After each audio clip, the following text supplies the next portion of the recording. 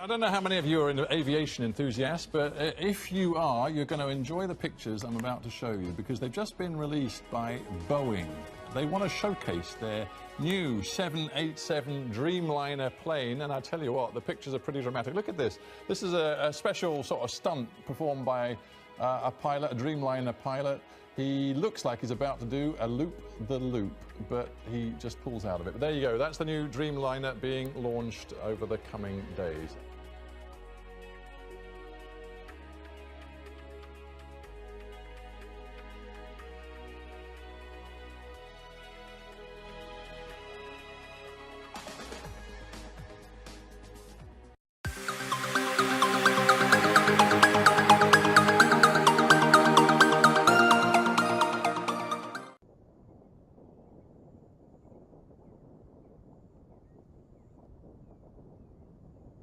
Atlantis now beginning what is known as the pre-flare maneuver. It will pull the nose up a little bit right before it hits the runway.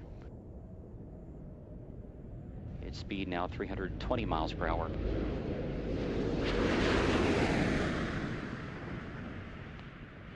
The gear is down and locked.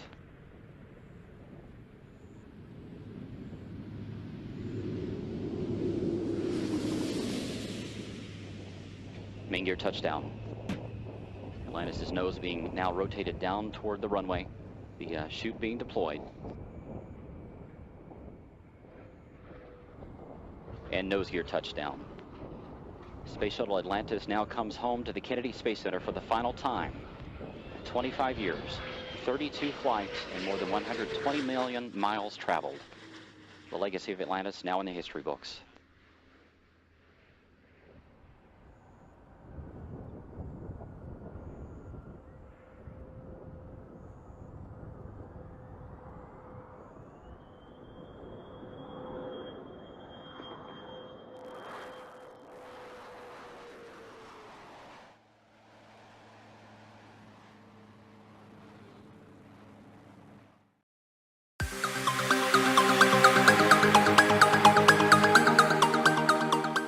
In the first part of Lester Holt's report here tonight, the landing gear on a 767 widebody flying from Newark to Warsaw refuses to come down.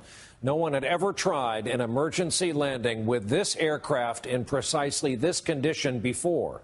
Some of the passengers realized just how dire the situation is, including an American named Greg Cohen, who sends a final goodbye to his wife and children on his cell phone. Here now, Lester Holt resumes his report. In the skies over Warsaw, LOT Polish Airlines Flight 16, with 231 on board, was just seconds away from attempting an emergency landing like no other. Across Poland, millions of viewers were watching the drama unfold on live television. And as the plane descended over the city, residents ran out to take photos. Captain Tad Vrona had spent the last hour and 20 minutes trying to lower the wide-body 767's landing gear, all of its wheels and its braking system, but to no avail. And he had no choice but to belly flop the plane, with its engines acting like the runners of a sled onto a concrete runway. As you can see in this actual video shot inside the cabin, in the final moments, the passengers were ready for the worst. Air traffic controllers wished the captain good luck, and in the last few seconds, he turned to his co-pilot, just in case. I said to my first officer, I am happy that we are together, and I said thank you, and we shake hands. I thank you. Like the other passengers, Greg Cohen had his head between his legs. What were the final instructions before the landing? They had us get in ready position, and they were telling us to brace for impact. Praying to God that everything was going to be okay. And I'm just saying to myself, okay, get ready, get ready, get ready, bracing for impact. And then it happened. Flight 16 touched down at more than 140 miles an hour.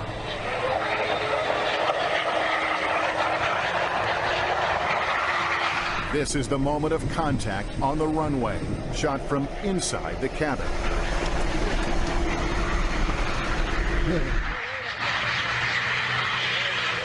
And then we touched down, and the impact never came.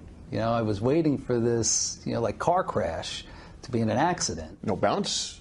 I have to be honest, it was one of the smoothest landings I've ever had. Incredibly, it was a smooth touchdown. A miracle in Warsaw.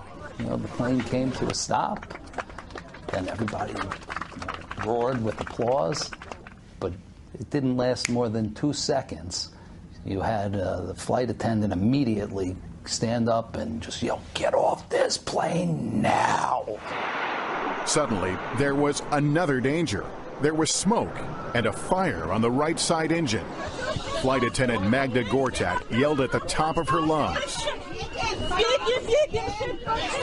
Get off, get up, get off to the exit. Because I was sure that it's gonna explode in a moment.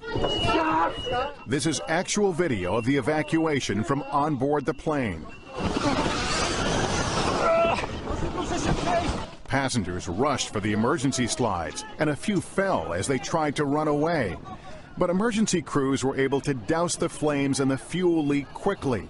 The plane didn't explode, and except for a few scrapes and bruises, everyone got off unharmed.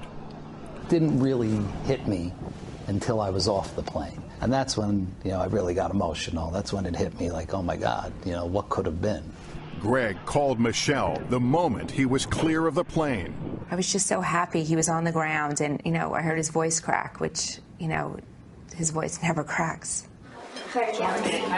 Really, I appreciate, you know, being with my kids a little bit more and try to take a little extra time for the important things in life because, look, it could all be gone in a second. And as for the pilot who got the flight down safely, Captain Wrona became a Polish national hero. And in America, he was honored for saving 231 lives. We caught up with the captain at the Museum of Flight in Seattle. We just did our job. I am not hero. But Americans on board Flight 16 begged to differ, comparing him to the hero of the Miracle on the Hudson. I thought that our captain was Poland's version of Sully. Same incredible amount of airmanship. Yes. What would you like to say to Captain Wrona? I want to say thank you. You know, if it wasn't for him, maybe 230 plus people wouldn't be here right now, and, you know, I'm forever indebted to him for that. Incredible story. Our thanks to Lester Holt for that. And by the way, the investigation into what went wrong is still going on. There's more.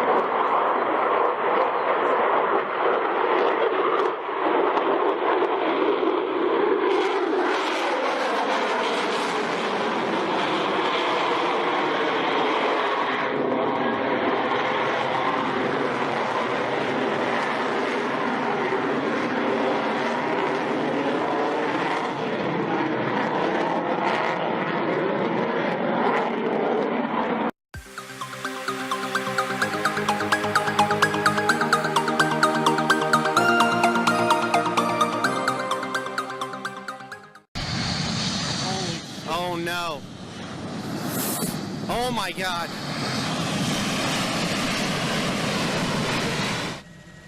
We're following this news alert in Tampa. It's a giant, an Air Force C-17 landed at the wrong airport. Officials are trying to figure out how the mistake happened. Now, the huge military jet was headed to MacDill Air Force Base, but the pilot landed at Peter O. Knight, a small municipal airport on nearby Davis Islands.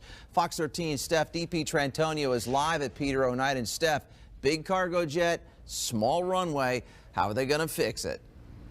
You know, Chip, that is the 400,000-pound question here tonight. As you can see, the massive aircraft is still stuck here behind me on the airstrip, and it looks like it's going to be there for a little while. The real problem here is the airstrip is only designed to hold about 20,000 pounds. So if you do the math, they've got a lot of work to do here to lighten the load, and it's really becoming somewhat of a spectacle here along the fence, along the sidelines here. Folks keep asking, how do you think it's going to make it off this runway and get over to MacDill? Skyfox got some amazing angles of this just a little while ago. It's been on the ground since about 1:20, 1:30 this afternoon. The scuttlebutt here on the street is, from some pilots we spoke with, is that the aircraft may be grounded for maybe up to 24 hours. Now, one of those pilots was a corporate pilot. You heard his video there from his iPhone. He saw the whole thing. He was waiting for his plane to leave to go back over to TIA when he saw this C-17 flying too low. He said he laughed to himself. He knew the pilot must have made a mistake and gotten the wrong airstrip. Another thing we're hearing here on the sidelines is that people are also complimenting that pilot on making a safe landing. Now, keeping in mind, yeah, this may be one big oops, but the good thing is the plane landed safely. It's in a very crowded neighborhood here on Davis Islands. Nobody got hurt except maybe the pilot's pride, a little bruising here tonight, Chip. Steph, the question is, how does it take off? That runway over there was 1,000 feet too short for that massive plane to get back up into the air. What are they going to do, take it apart? Well, one of the guys we spoke with who is a pilot, him and his wife were sitting here on the sidelines.